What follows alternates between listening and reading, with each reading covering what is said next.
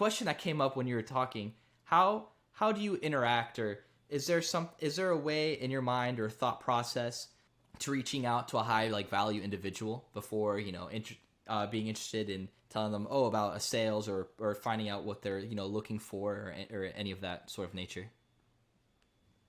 Yeah, so when I first started calling on high net worth individuals that owned a jet, the number one piece of advice that my manager gave me was don't talk about the jet.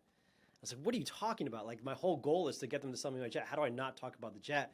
So I don't like that piece of advice, because what it ended up doing for me is as soon as somebody actually answered the phone for the first time, I just froze. I was like, what do I do? And they're like, what do you want? I'm like, do you want to sell your jet? And they're like, nope, click.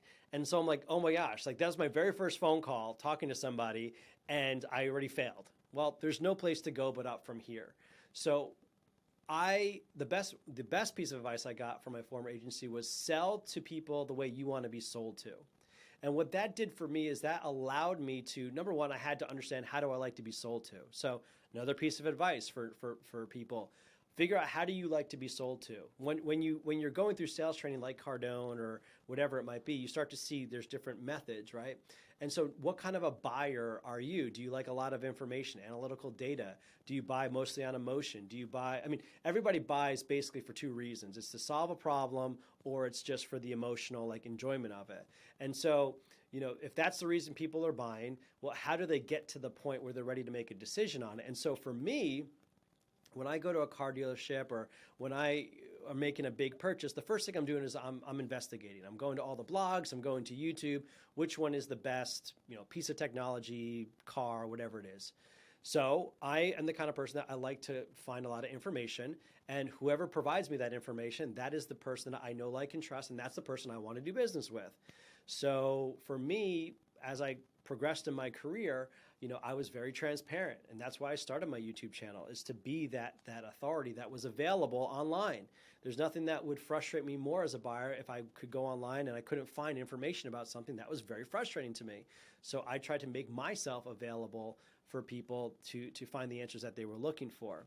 So the other thing is, if someone's going to call me out of the blue, so the video stuff is kind of stuff that was in year one and year two, year three.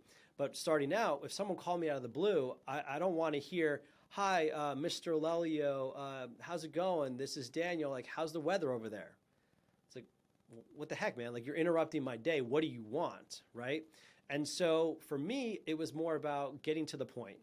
And I would call someone and be like, hey, Daniel, this is Tom with JetLife Aero. Good morning, right?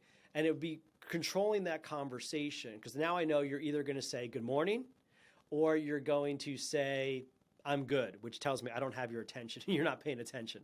So, hey, Daniel, it's Tom with JetLife Aero. Good morning. You're going to say good morning. And then I'm going to say the reason for the call is. So they know right away why I'm calling.